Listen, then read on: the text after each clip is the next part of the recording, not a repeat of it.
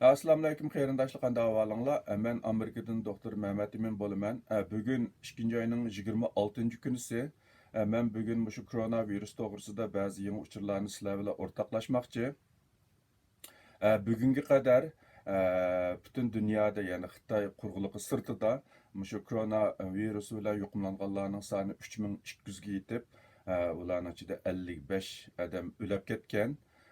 Bu Xitoy sirtidagi davlatlar ichida hozir shu koronavirus bilan yuqumlanish ahvoli eng ig'ir bo'lgan davlat shu Koreya, Janubiy Koreya bilan Yaponiya bo'lib, bu nimada Koreyada, Janubiy Koreyada jami 1361 odam koronavirus bilan yuqumlanganligi ma'lum bo'ldi. Ularning ichida 12 odam o'lib ketibdi. İtaliyada bo'lsa 374 odam yuqumlanganligi aniqlanib, hozir qadar bu davlatdami 12 odam o'libdi. Hozir bu ikki davlat, ya'ni Koreya bilan İtaliya shu nima koronavirus bilan yuqumlanish eng tez tarqayotgan davlat hisoblanib, bu davlatda koronavirusga nisbatan bir jiddiy holat shakllanyotidi. Uningdan qilib qolsa eng alohida diqqat qildiganimiz Iran. İran'da ben dastlabki videolardim deb o'tgandagidek koronavirusning bayqalishi biroz keyin bo'lib, lekin o'lish nisbati eng tez bo'lgan, eng ko'p yuqori bo'lgan davlat. Hozir qadar Iran'da 139 odamniki koronavirus bilan yuqumlanganligi bayqalgan, 19 odam o'lib ketgan, ya'ni o'lish nisbati yuqori 15-16% atrofida. Amerika'da olsa hozir qadar 57 odamniki bu koronavirus bilan yuqumlanganligi e'lon qilinib, ularning ichida 40 odam shu Yaponiyada to'xtatilgan sayohat parqidan qilinganlar, 3 odam Xitoydan qaytganlar, qolganlari shu Amerikada yuqumlangan ekan. Bularning ichida hamda Kaliforniyada eng ko'p bo'lib, hozir qadar 10 odam shu Kaliforniyada yuqumlanganligi aniqlanibdi. Shu 57 odamning ichidan 10i Kaliforniyada ekan, qolganlari boshqa yerga tarqalgan ekan. Shu sababdanmi Kaliforniya shtatida tunugun shu bo'lib San Fransiskoni markaz qilgan shu Kaliforniya shtatining bir qismlarida shu saqliqni saqlash joylarida jiddiy holat e'lon qilibdi. Amerikaniki kasallikni kontrol qilish idorasimi shu Amerika vatandoshlarni shu koronavirusniki keng tarqalishiga ideya jihatdan tayyorgarlik qo'yishga chaqirdi, ya'ni ogohlantirish berdi. Qaraganda bu kasal Amerikadami keng ko'lamda tarqalishi kerak yaqin mezgil ichida.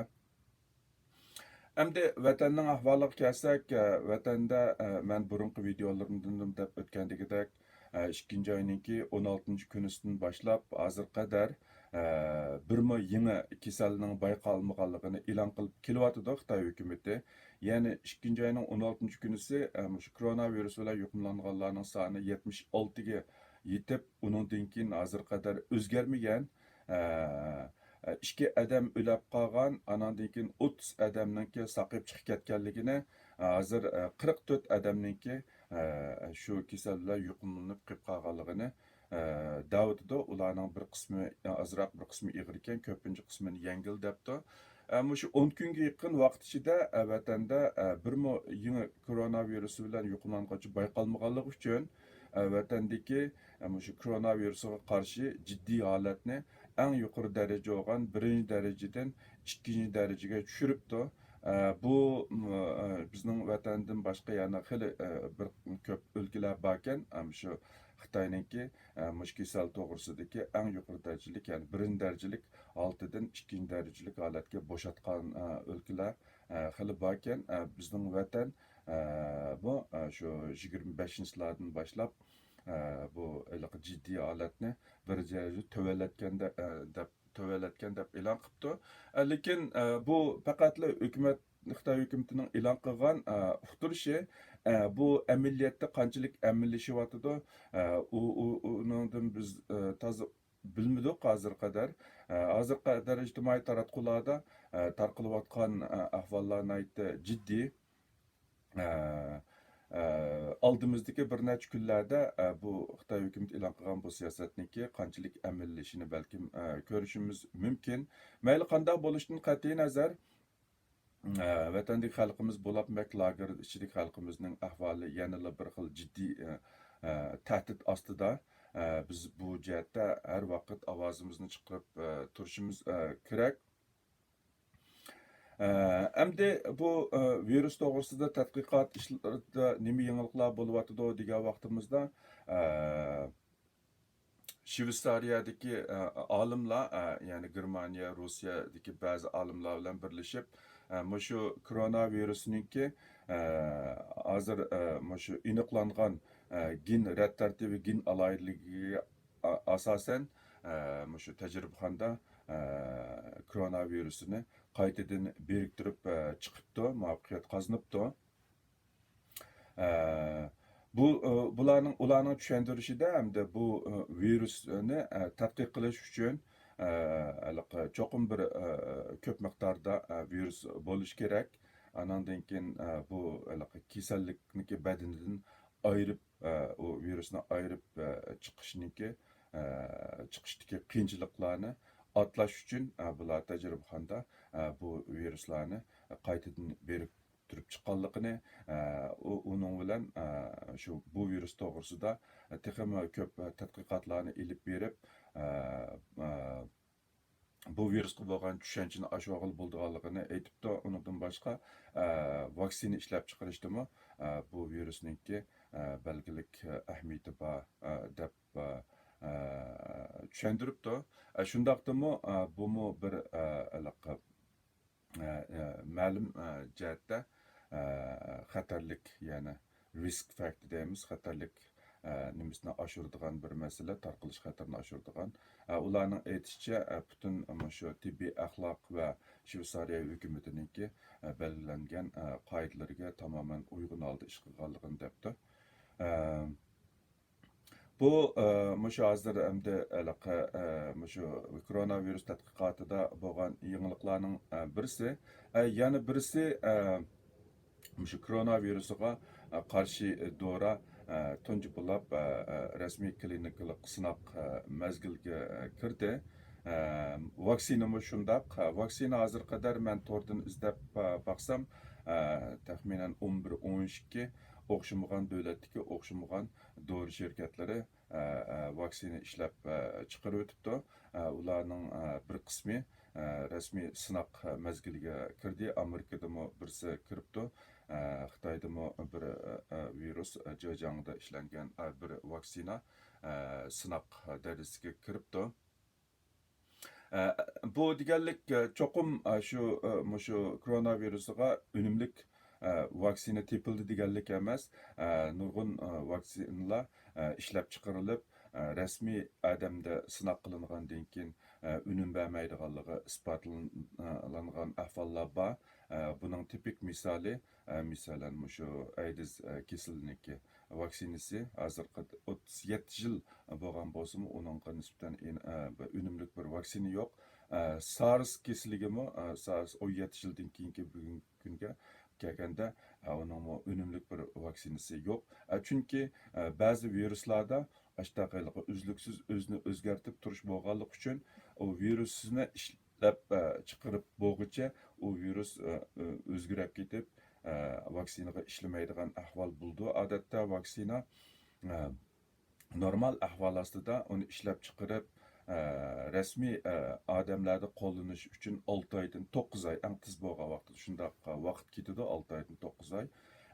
Lekin koronavirusi dunyoga alohida tahdid qilayotgan bir virus bo'lganligi uchun uningga vaksina ishlab chiqargan dori shirkatlari bu vaksina ishlab chiqarish jarayonini naytda tizlatib, ko'pincha davlatlar shu bir oy, bir yarim oy ichida ishlab chiqarganligini davutidi.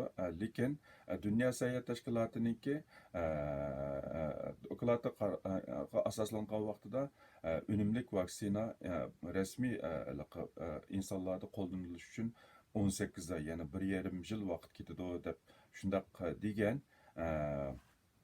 Albatta buni biz xato deyamaymiz, chunki garchi hozir vaksina ishlab chiqarilib ba'zi sinov boshlangan bilan uningki amaliy unum bergan bermaganligini bilish uchun necha oylar vaqt ketadi. Chunki u vaksinani sinov qilgan odam ertasi damalliqqa shu koronavirusiga yuqumlanmaganligini bilish qiyin. Hamda ularmi bir normal odamlar bo'lganlik uchun ularninki mush koronavirusiga yuqumlanish ehtimoli boshqa odamlar bilan tamoman o'xshash bo'ladi. Andan keyin o'xshash bo'lgan bir yoki o'xshash muhitda yashagan odamlar ichida vaksina urganlar faqat bu virusga yuqumlanmasa, vaksina urmaganlar yuqumlansa, andan keyin bu vaksinaniki unum bo'ldi deb bilgil bo'ldi. Shuningga buningga keladigan vaqtmi xili bor. Tunji qitimliq sinov asosan buningki aks ta'siri to'g'risida bo'lsinmi, lekin keyingi sinovlarda keng ko'lamda odamlarga ishlatgandan keyin andan keyin uningki haqiqiy shu odamni koronavirusni qo'g'damaganligini bilgili bo'ldi. Bu jarayon xili uzun bir jarayon. Shunga bu ishlab chiqarilgan vaksinalarniki insonlarni qo'g'dayolmaydigan, qo'g'dayolmaydiganligini bilish uchun oylar ketishi mumkin, necha oy vaqt ketishi mumkin. Hatto shu yilning oxirigacha biz aniq bir yakunga erishamasligimiz mumkin. Demakchi bo'lganim, vaksina ishlab chiqarish uncha uzun vaqt ketadigan, uncha qiyin bir ish bo'lmasmi, lekin unumlik vaksinani tepish u biroz qiyin bo'lgan ish. Uning vaqt uzun ketadi, vaqt orqali isbotlanadigan gap. Shunga bu yilning oxirigacha buningga aniq yakun chiqarish biroz qiyin bo'lishi kerak. Shu hozir hamda davolash davolashdimi ba'zi yangi dorilarniki ishlab chiqarilayotganligi, ba'zilariniki klinik sinovga kirganligi ma'lum bo'ladi. Hamda hozir shu umumyuzlik ahvoldan qaragan vaqtida davolanib saqayganlar o'lganlardan xilili jiq. Ya'ni bu yerda hamda davolash degan vaqtida rasmiy shu davolashninki unumi yoki shu odamning aslidagi immunitet kuchimi balkim har ikkilisining o'rtaq ta'siridan bo'lsa kerak. Ko'p sonda odamlar ya'ni shu bir taraf bo'lgan koronavirusiga giribtor bo'lib ya o'ng ya ta'tir bo'lgan, ya'ni shu bir taraf bo'lgan odamlarning ichida saqayganlar o'lib ketganlardan jiq hozir qadar. Mayli Xitoy ichida bo'lsin, Xitoy sirtida bo'lsin, Xitoy ichida doklad qilganlardan shundoq. Agar biz u songa ishonmaymiz desak, Xitoy sirtidami saqib bu kasaldan talto'kis saqayganlar o'lib ketganlarning soniga nisbatan xilli ko'p. Amerikadami 57 odam bu kasal bilan yuqumlangan bo'lsa-mu, hozir qadar bir odam o'lmagan. Shunga mening qarashimcha bu kasalga nisbatan, ya'ni bu virusga nisbatan bizningki belgilik tayyorgarligimiz bo'lsa, lekin o'yinchilik zamoni oxiri ketgandagidek o'yinchilik andish qilib ketmasakmi bo'ldi deb qarayman. Agar bizningki yetarli tayyorgarligimiz bo'lgan vaqtida bu kasalga nisbatan biz cho'qim uningki ustidan g'olib kela olamiz.